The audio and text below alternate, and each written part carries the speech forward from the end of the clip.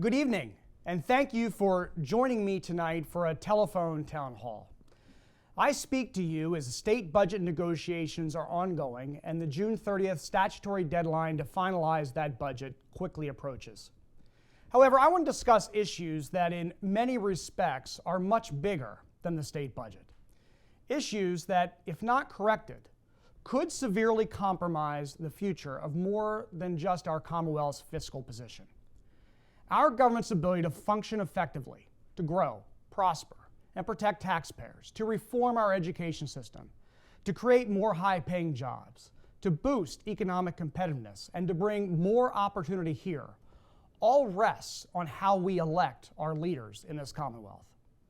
I'm sure some of you signed up for this town hall specifically to talk about my proposal to establish a primary runoff election system here in Pennsylvania. We will certainly spend a portion of the evening discussing this proposal, and I intend to answer as many questions about it as I can in the time we have. But first, I want to build a case for why I think reforming our election system is so vital to other issues like education, jobs, and the economy. Our student academic performance, as measured by the nation's report card, has plummeted, with no indication that continuing as we are now will do anything to help our kids bounce back from the learning loss of the pandemic. Reading scores are down.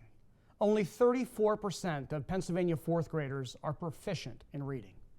This is a scandal, and we must do better for our kids. Literacy is the foundation of all other learning, and it affects every aspect of adulthood, from reading ingredients on food labels at the grocery store to reading traffic signs. Children can't be successful if they can't read. Math scores are also down, falling to the lowest they've been in decades. Our kids are falling severely behind. We need a systematic redesign of our education system. We can no longer nibble around the edges or assume that pouring an unlimited supply of money into that system alone will be enough to solve the problem. We need a big, bold plan to modernize and revitalize education in Pennsylvania.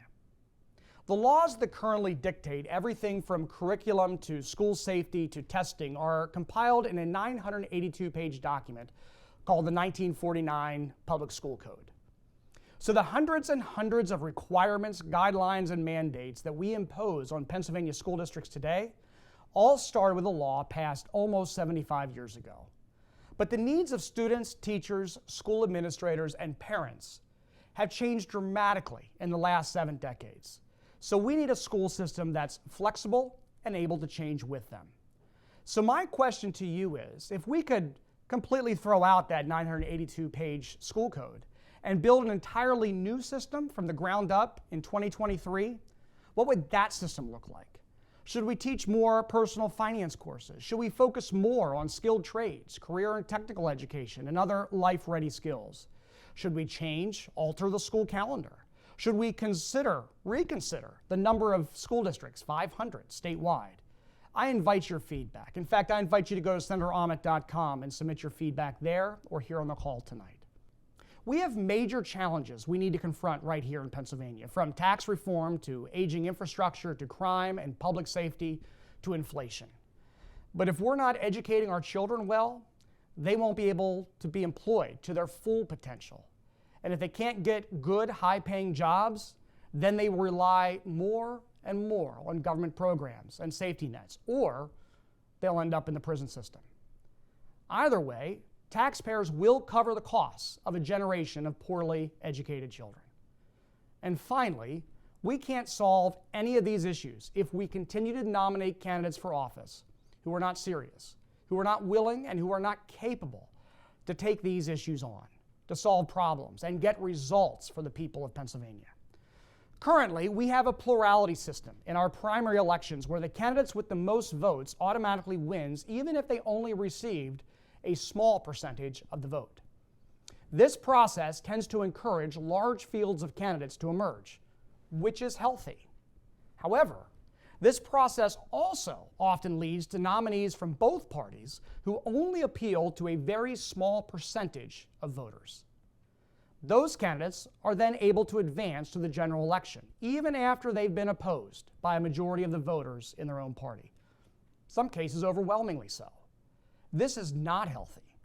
Candidates who only have the support of 30% of Pennsylvanians and who are only speaking to this small audience will not be able to win statewide elections, and they certainly will not be able to bring people together to actually get things done. If you're happy with the results you get from your government, then status quo is certainly fine. But most people I talk to are not happy with the job their government is doing, and they rightfully expect better results. So please hear me when I say this.